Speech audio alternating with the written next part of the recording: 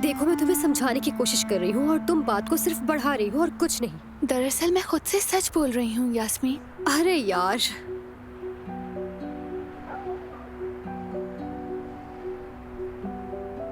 Mehmed बहुत अच्छा इंसान है।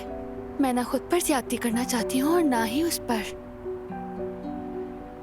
तुम यह अंगूठी जाकर उसे वापस करोगी? हाँ, ऐसा ही करूँगी। लेकिन अभी उमर के साथ कुछ भी यकीनी नहीं है। वो तो बिल्कुल अलग मामला है। आयजा, अगर वाकई उमर से मुझे अपने दिल की बात करनी है तो पहले मेहमद को हमारी जिंदगी से कहीं दूर जाना होगा। अगर तुम्हारे जज्बात एक तरफा निकले तो तुम बिखर जाओगी, जानती हो ना? जानती हूँ, लेकिन ये एक तरफा नहीं है। तो क्या लगता है, उमर चाहता है तुम्हें? तुम्हें यकीन तो है ना? बिल्कुल है। मैं उसे मजीद तकलीफ नहीं देना चाहती।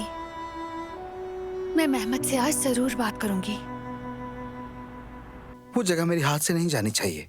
दूसरा खरीदार सामने आ गया है। मैंने उनसे कहा कि तुम्हारे वालिद साहब को दिल का दौरा पड़ा है तो 2 दिन की मोहलत और मिल गई है। ठीक है, शुक्रिया, लेकिन 2 दिन में कैसे इंतजाम होगा समझ नहीं आ रहा। तुम अपनी तरफ से पूरी कोशिश करो और मैं भी यहाँ से कोशिश करता हूँ। ठीक है मेरे भाई, शुक्रिया। ये मौका जाना नहीं चाहिए।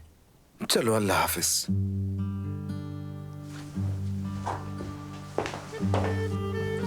जुमाना, हमारा बात करना जरूरी है। काफी ठंडी हो जाएगी। जुमाना, प्लीज, वो कब से मेरा इंतजार कर रहे हैं।